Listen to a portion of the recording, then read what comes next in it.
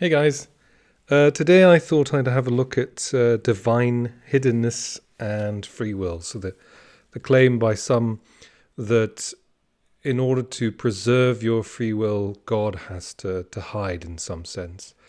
So the general question of the video will be looking at, does too much evidence for God take away free will?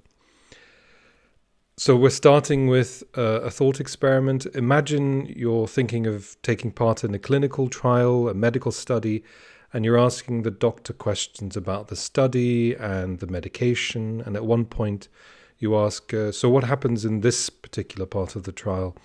But then the doctor shakes her head and says, we can't tell you that. If you have too much information, your choice wouldn't be free. And then you just stare at her. No, seriously, come on, tell me. But the doctor doubles down. Nope, you need to take a leap of faith. I'm not answering any more questions to preserve your free will. You'd walk out, right? You'd report her for malpractice. That's not how free decisions work. How can you freely choose to participate if you don't know what you're agreeing to?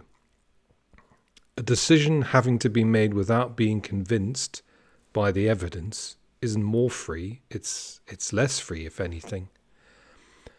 Medical trials operate on the concept of informed consent.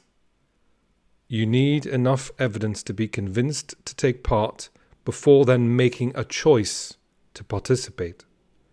The doctor provides the research, you ask questions, you consider it, you consider his answers and the evidence, and then you make a decision. And even after that, you can keep asking for more clarification, even during the trial. Now, let's take that same logic and apply it to a common theological argument. The claim that if God made his existence too obvious, our choice to believe wouldn't be free. So the claim is that God remains hidden to preserve free will. The idea is that if we had too much evidence, if God's existence were obvious, we wouldn't be able to freely choose to believe.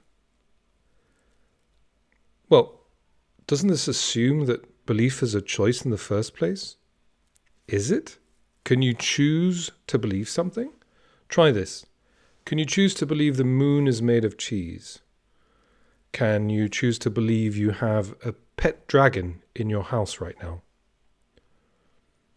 Belief doesn't work like that, right? You're either convinced or you're not. It's about what your brain finds reasonable. And this is where the religious argument makes, in my opinion, a massive mistake. When they say God can't give you undeniable proof because then you'd be forced to believe, they are equivocating between two completely different things. One is being convinced by evidence, which is not a choice. And the second one is choosing what to do after you've been convinced, which is a choice. So, having more knowledge about something does not take away your ability to choose. It just makes the choice more informed. If I convince you that smoking causes cancer, does that force you to quit? If you learn that a certain diet improves your health, does that automatically make you follow it? No, you still have the freedom to act however you want.